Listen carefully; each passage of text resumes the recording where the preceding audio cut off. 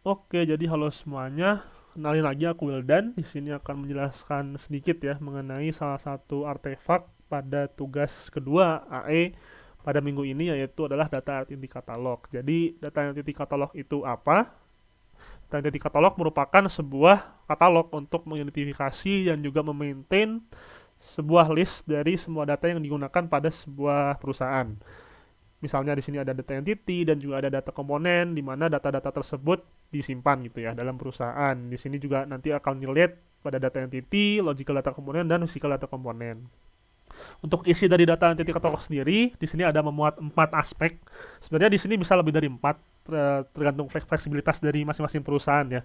Cuma untuk tugas kali ini kita akan hanya menggunakan 4 aspek saja. Yang utama yaitu adalah ID data, lalu ada nama dari datanya, deskripsi dari data, dan juga ada kategori dari masing-masing data. Untuk ID sendiri di sini merupakan sebuah kode unik gitu ya dari nama-nama data yang ada. Jadi misalnya di sini ada 01 sampai 16 itu menunjukkan urutannya. Lalu untuk ISADE ini artinya Information System Architecture Data Entity. Dan untuk ID-nya sendiri di sini itu nggak harus ngikutin penamaan ini ya, ISADE 01. Jadi bisa misalnya DE doang, atau misalnya DE 01 doang, atau DEC 01 misalnya ya, data entity katalog 01 dan seterusnya. Intinya tiap ID di sini itu unik untuk masing-masing data yang ada. Untuk nama data sendiri di sini itu sebenarnya merujuk kepada ERD atau Entity Relationship Diagram yang akan kalian buat juga ya pada tugas kedua kali ini. Jadi sebenarnya sebaiknya itu mengerjakan ERD terlebih dahulu baru mengerjakan data entity katalog, karena dari katalog di sini itu akan merujuk kepada ERD nantinya. Misalnya di sini ada Staff Operation Finance, ini kan ada juga ya di sini Staff Operation Finance. Itunya yang semua data kelas data yang ada di ERD itu bakal di list di sini gitu. Untuk deskripsinya sendiri di sini ya sesuai namanya ya. Jadi fungsinya apa sih data-data tersebut pada perusahaan, dan untuk kategori sendiri nanti akan dijelaskan lebih lanjut juga. Oke, kita masuk ke dalam contohnya di sini aja ya. Jadi misalnya untuk ID pertama di sini itu adalah staff. Deskripsinya itu merupakan sebuah entitas yang berisi data karyawan yang bekerja pada perusahaan, lalu kategorinya master.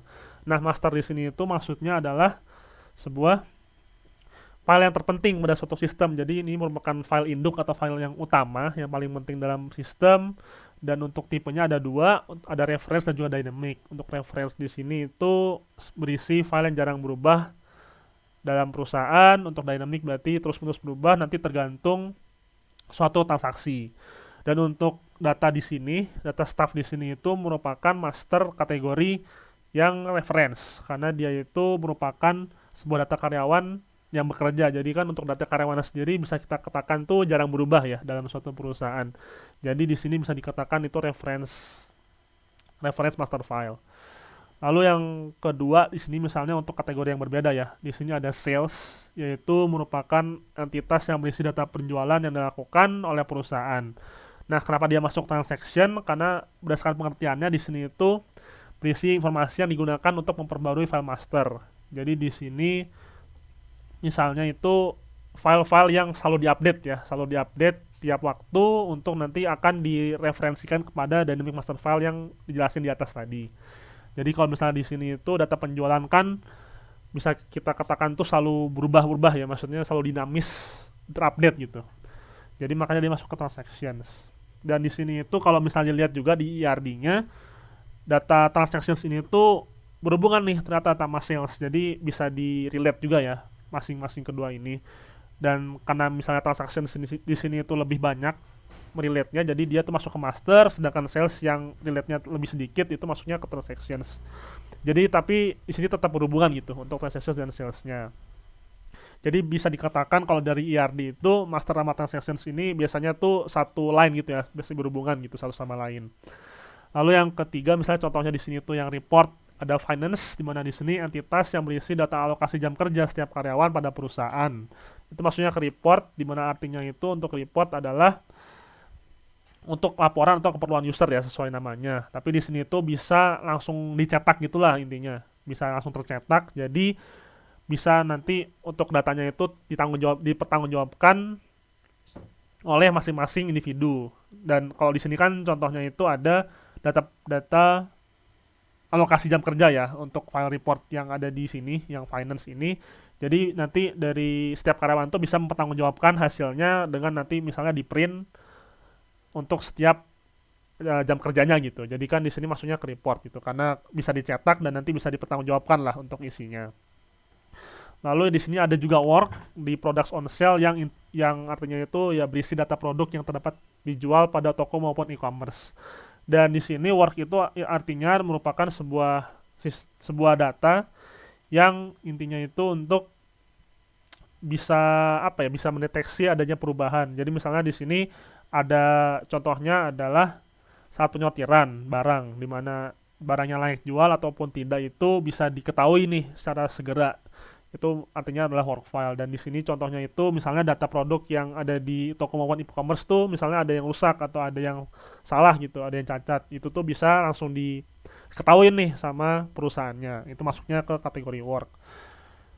Sebenarnya untuk data kategori ini paling banyak itu 4 itu sih. Jadi ada master, ada transactions, ada report, sama ada work. Itu tuh 4 yang paling sering digunakan dalam database atau data entity catalog ini gitu. Untuk sisanya seperti ada berkas program, berkas file, text file, dump file, dan juga library file, serta ada history file juga. Di sini itu bisa dikatakan kurang digunakan ya, kurang banyak digunakan karena lebih kompleks. Misalnya di sini ada program itu untuk memproses data yang akan disimpan pada file. Itu pakai pemrograman tingkat tinggi seperti Basic, Fortran, Pascal, dan semacamnya.